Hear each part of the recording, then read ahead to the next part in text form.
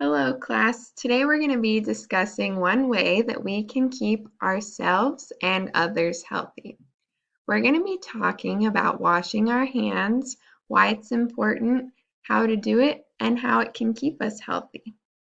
So right here is when I would ask students how washing their hands can keep themselves and others healthy.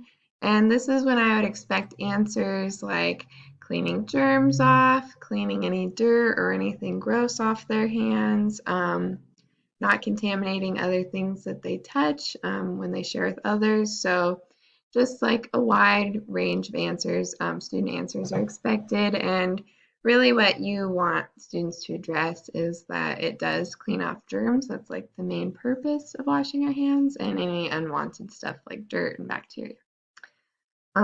So the next part of the lesson I would go into is when should we wash our hands? And I would give about 5 to 10 seconds for students to think and raise their hands when they have an answer. And this is when I would start making a list just for students to be able to see as they're discussing.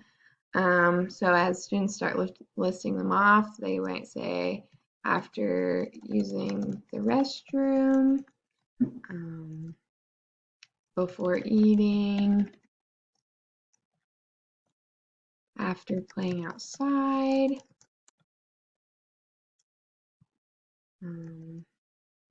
after blowing their nose. There's really a wide range of answers you could expect here from students as well. And I just like to make a list of this during so students can reference this, and it's more memorable when they're reading it rather than just hearing it verbally. And then I would leave this up on display for a while we keep going until everyone in the classroom has shared their answers of when they should wash their hands. And so next I would move on to what supplies do you need to wash your hands? And for this, I chose to have students stand, so the whole class would stand, and when they had their answers, what supplies do you need? And then as supplies get listed, once I call on students, if all of your ideas have been said, you would sit down.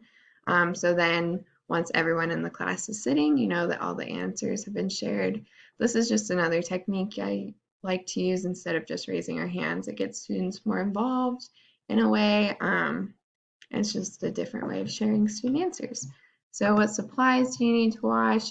This is more specific, I think, than the last few questions. So they'd say like a sink with a faucet, soap would be needed for hand washing, a towel of some sort, and then, students might say their hands. Really just everything that you deem appropriate for hand washing would be, I think, there's not that many items, I don't think, but that is what I would put on this list for students to reference. And then next we're going to move on to the demonstration that I would have in the classroom. Okay, so for our demonstration, I have Cal, who's going to be helping me. He'll be playing in the student role of washing his hands for the hands-on activity. So some supplies that you needed that I listed in the lesson plan is some vegetable oil or just any oil that would make your hands sticky. You could probably also use lotion. And then glitter. Obviously, this portion of that could be messy, so if you really are trying to stay away from a mess, you could do something else. This is just a good way to show the germs, and I think it's more understandable for younger age group. So what you would have is you'd have a student volunteer, and then above the sink, right?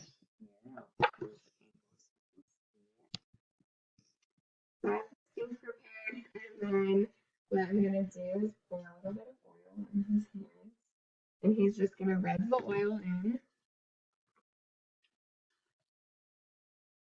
and then we're gonna sprinkle some, a lot of glitter in there, and then he's gonna rub all that in so you can see the glitter on his hands. Just turn around on the back side. So just instruct students to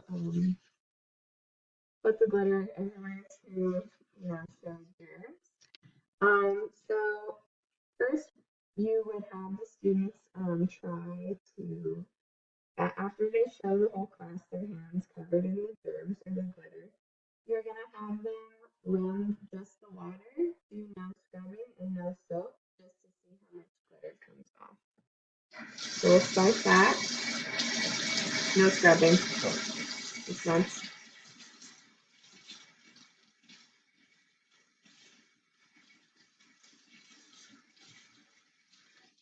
Okay.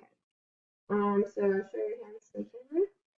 So after rinsing with water, there's been no real scrubbing and no soap. You can see that most of the glitter is still there. So now we're gonna try with just, I have some hand soap. You can use dish soap for this activity as well. Just a pump of soap, but you can put it on both hands, but no scrubbing. So just, yep. And we're gonna try it with soap and rinsing to see how much glitter will come off this one.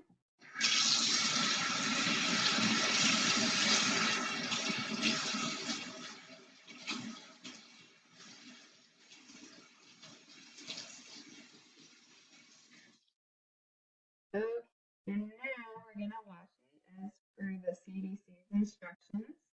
So that's using warm water, soap, and scrubbing. The 5 steps that we're gonna be referring to are wet, lather, scrub, rinse, and dry.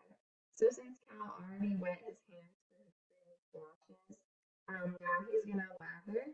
It's important to have students lather while they don't have water running, because this is about a 30-second process of how long minimum you want students to wash their hands. So you don't want them to leave the water running. This is just important for water conservation. So now that you're lathering and scrubbing, you want to get between the fingers, underneath the fingernails, and just scrub all parts of the hands. I would encourage students to sing the ABCs first if they have trouble watching the amount of time. And then now that he's lathered and scrubbed, you can go ahead and rinse. And then just sing the ABCs in your head until you're done.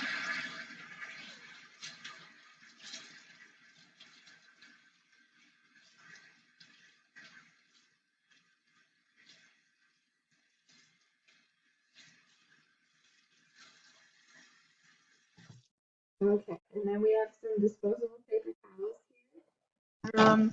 It's important to teach students when you're at school using paper towels just because there's not really hand towels provided at school, and it's also a more hygienic option than hand towels, but many students will have hand towels at home. It's just important to remind them that these hand towels should be washed and cleaned regularly, and that those hand towels can hold on to germs.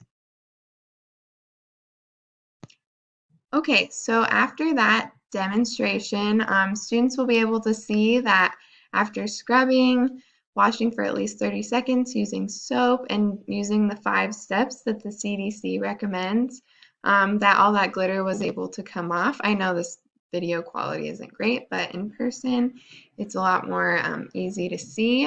The problem with viewing this is that some sinks are pretty restricted, so you can't have student views.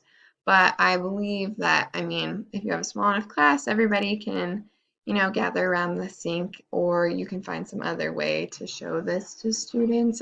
If you want to have students remain seated at their desks so they can all see the sinks, that works too.